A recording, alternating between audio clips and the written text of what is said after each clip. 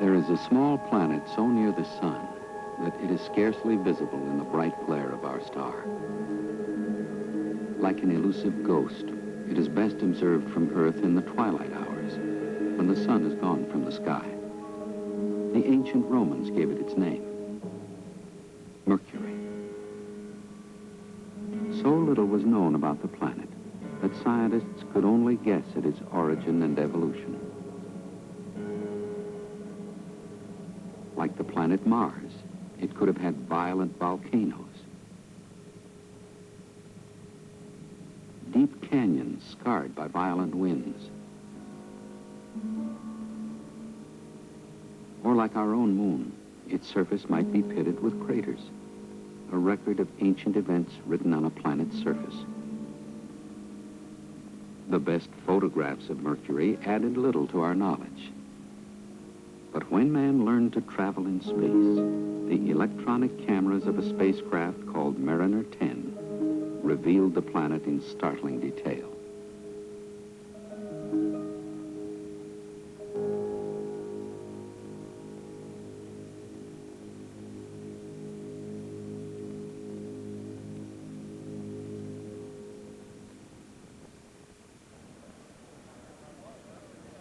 In June of 1975, scientists from 5 nations assembled at the California Institute of Technology to exchange the information they had gained from the exploration of the planet Mercury by the spacecraft Mariner 10.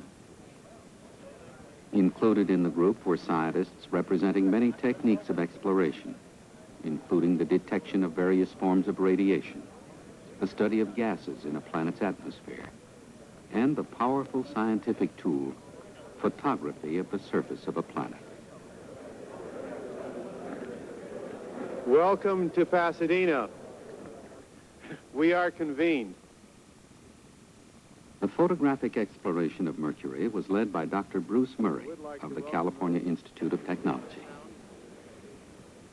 The objective I have is to present a relatively simple interpretation of the history of Mercury and to draw some conclusions about the other terrestrial planets. The work that Dr. Murray and his colleagues are engrossed in goes beyond the exploration of a single planet, Mercury. They are seeking insights into the history of our entire inner solar system.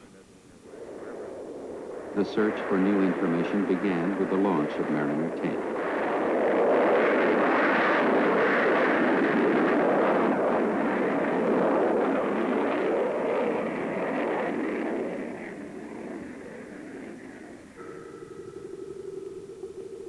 These photographs of the Earth were taken to test the cameras that were to photograph both Venus and Mercury for the first time.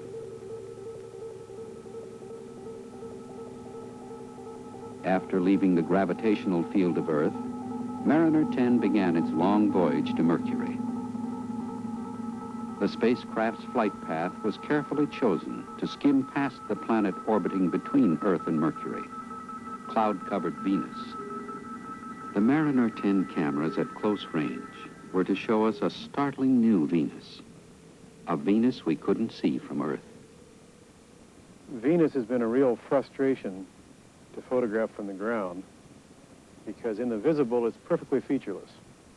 There is occasionally a little bit of indentation along the terminator, and occasionally one can see a little structure around the limb. But basically it appears from the Earth to be obscured by an incredible haze. In the ultraviolet, however, that's the wavelengths beyond the blue that the eye cannot see, but photographic film can respond to. Very faint markings have been observed. And it was those faint markings in the ultraviolet that persuaded us to make a maximum effort to photograph Venus in the ultraviolet up close. The Mariner 10 cameras photographed Venus in high-resolution sections, each photograph covering only a small portion of the planet.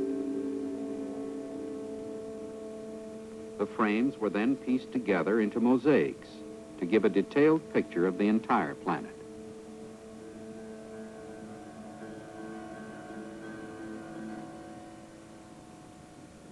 The results of the Mariner 10 photography in the ultraviolet were really good. In fact, much, much better than we had hoped. Because, as you can see, looking at first a picture of Venus in the visible that was taken by Mariner 10, and then when we switched to one that was taken in the ultraviolet and has been enhanced with a computer to bring out the details, there's a tremendous pattern of organization of markings. Let's take a look at what's in these pictures. The most prominent thing that one can see is a very bright south polar cap, probably a great vortex, almost like a huge cyclone. And there are dark streaks that come into this as though they're winding up like taffy. So the whole series of mosaics was like a series of snapshots of Venus in time. And from those mosaics, it was possible to create a time-lapse movie of the rotation of the Venus atmosphere during the period of time Mariner 10 flew by and flew away from the planet. The pattern of rotation of features on Venus in the upper atmosphere, way up high by our standards, is remarkable in that the atmosphere on Venus rotates faster than the surface. In the case of the Earth, the atmosphere tends to drag behind a little bit, as one might imagine. In the case of Venus, the atmosphere rotates all the way around the planet once every 4 days. The surface rotates once every 243 days. So the atmosphere is rotating almost 60 times as fast, at the top anyway, as the planet itself. The gravitational field of Venus was used to bend the flight path of Mariner 10 inwards towards Mercury. Then the gravity of the Sun pulled Mariner towards its first encounter with the planet. In March of 1974, Mariner 10 flew past Mercury. During the next year, it would perform 2 more flybys. Mariner 10 returned almost 3,000 pictures of the surface of Mercury. These pictures reveal craters and other features which were formed very early in the history of Mercury and may refer to events that affected the entire inner solar system, Mars, Earth, Moon, and Venus, as well as Mercury.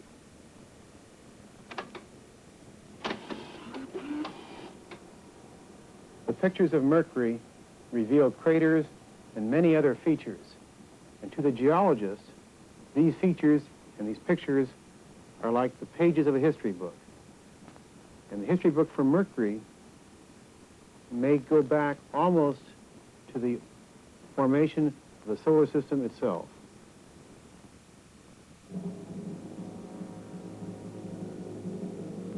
$5 billion years ago, a vast cloud of gas and dust floated through the galaxy we call the Milky Way, the ghostly remains of a great star that had died in a gigantic explosion. The gas and dust is twisted and shaped by magnetic forces, electrical currents, and the subtle pull of gravity. As it swirls around a thickening core, the huge cloud gradually flattens into a disk. Dust and gas gravitate slowly inwards, and eddies begin to form in the cloud.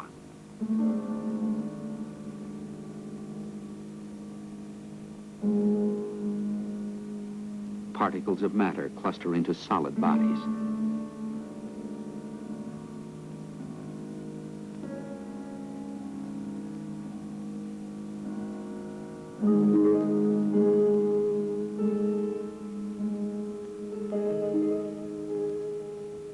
The larger bodies continue to grow, sweeping up particles and dust as they orbit the condensing core of the disk and begin to heat under the increasing gravitational pressures. In the central core of the disk, incredible heat is being generated, hotter and hotter, until it reaches critical temperatures. And then, billions of years ago, a nuclear reaction occurred, and our sun was ignited.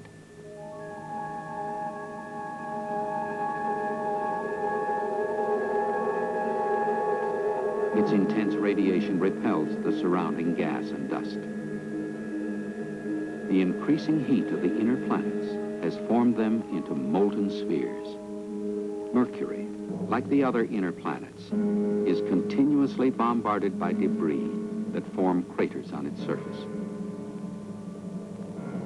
In the final stages of its formation, Mercury glowed from internal heat.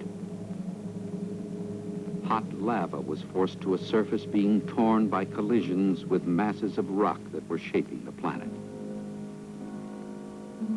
The same heat that triggered the lava flows also melted rock and metals in the interior of Mercury. Heavy iron concentrated at Mercury's center to form a dense core, which was overlain by a thin shell of lighter material brought to the surface by lava flows. Again, the surface was gouged and pitted by a great series of impacts, leaving huge craters on the surface. The Mariner 10 photographs have revealed these early craters to scientists for the first time.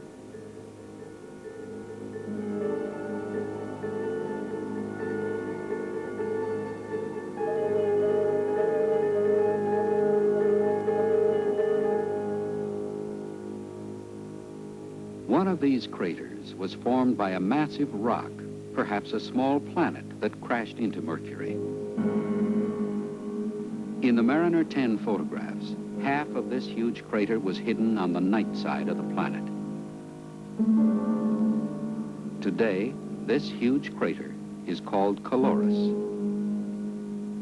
The impact spewed millions of tons of debris across the surface of Mercury, creating a ring of mountain ranges over a mile high. The floor of this basin was split by great surface cracks, wide and deep. As this surface continued to form, deep inside Mercury, its heavy iron core began to contract. The surface buckled, cracked, and great sections, hundreds of miles wide, were split open, leaving immense mile-high walls of rock called scarps. Again, there was a great flow of lava covering many of the large craters and leaving smooth, flat plains. This set the stage for the final episode in the history of Mercury, a period of light cratering of the Great Plains.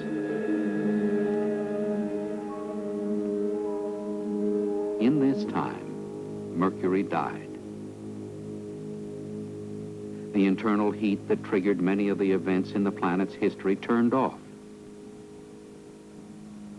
And for 3.5 billion years, Mercury has remained as we see it today.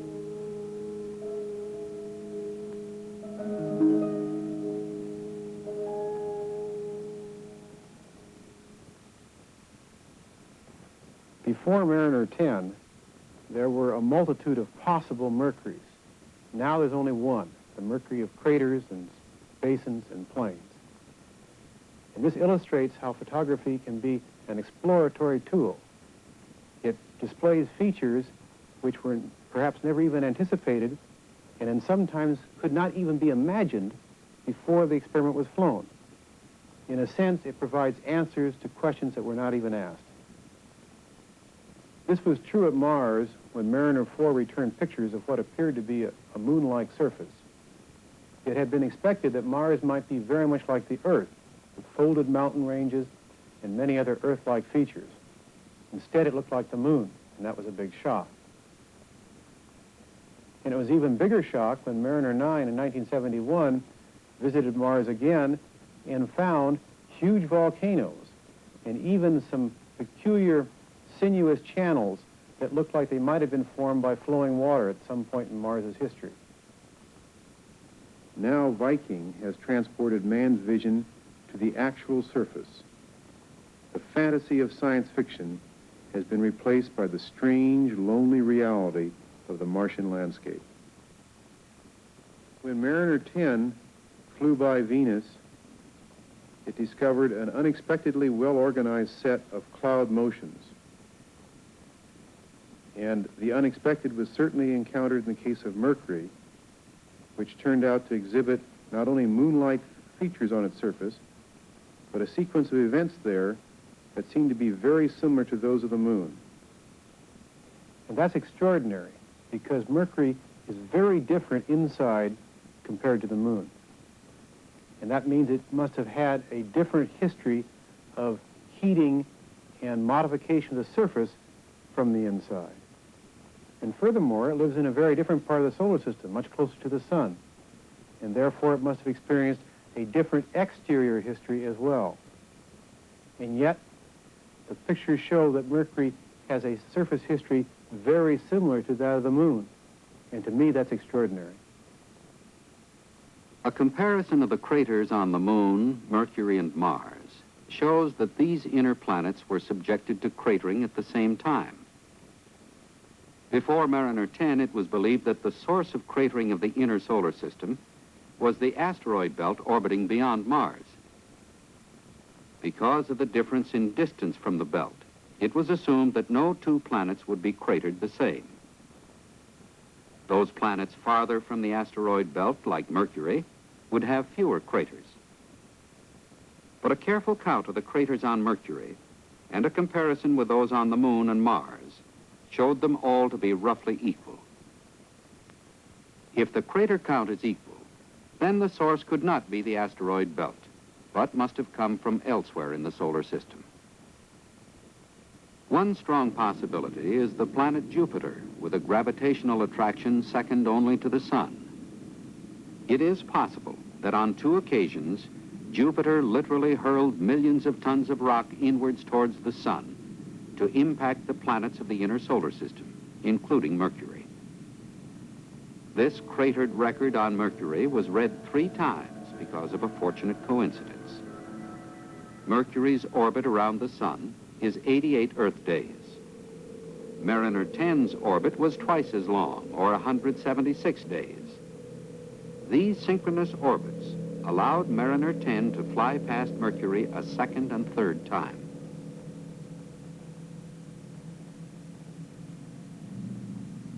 The path of the first flyby was on the dark side of Mercury.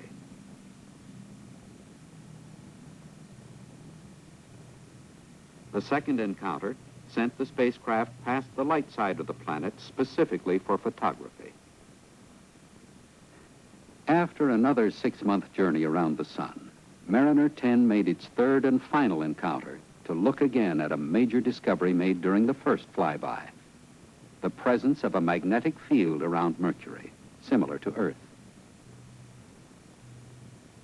A bow shock wave blocks the solar wind from the sun and deflects it around the planet, creating an environment similar to the magnetic field around Earth. This discovery was a surprise because Mercury's slow rotation, about once every 57 Earth days, had led scientists to believe that the planet could not generate a magnetic field. It is believed that Earth's magnetic field is generated by an interaction between the planet's faster rotation and its molten core. Mariner 10's discovery may change theories on how these fields are formed and has given scientists their first opportunity to compare 2 magnetic fields in the inner solar system. There were other measurements made at Mercury by Mariner 10. Infrared showed that Mercury's surface ranges in temperature from 700 degrees Fahrenheit to 300 degrees below zero, the widest temperature range of any planet. The ultraviolet experiment revealed that Mercury has a very thin atmosphere of helium.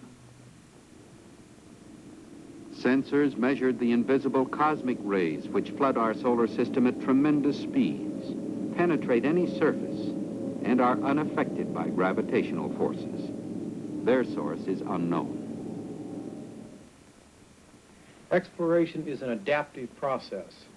Each new piece of information adds to the value of others that were accumulated earlier. We had the results of the Apollo program on the moon to help us understand the timescales and to some extent the processes we were seeing when we looked at Mars with Mariner 9. Now that Mariner 10 has looked at Mercury, we can begin to compare it with the Moon and Mars and begin to realize that there is a common solar system history which has been recorded on these planets, whose early surfaces have not been erased by erosion and other atmospheric processes. That same common history affected the Earth too. And so by looking at these surfaces, reading those records, we're in fact looking back into the Earth's history, into a heretofore unexplored domain of time, our own history on the Earth. Now we can begin to compare and contrast, to look for similarities and differences, and try to recognize our family relationships among the terrestrial planets. Are we cousins or brothers? Or are all of us bizarre strangers that happen to inhabit the same portion of the solar system? That's the task of comparative planetology. That's where we go from here.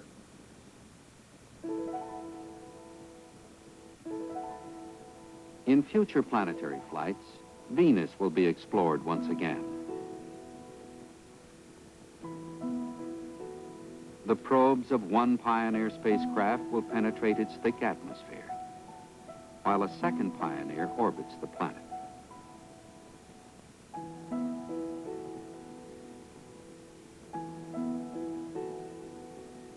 Two Mariner-class spacecraft will explore the planet Jupiter, and then fly outward to reach Saturn. One of the Mariners may be sent on to the planet Uranus, over 1.5 billion miles from the sun. And someday in our future, we will send intelligent machines, robots, to explore the hostile surface of Mars, and perhaps even the ancient moons of Jupiter and Saturn.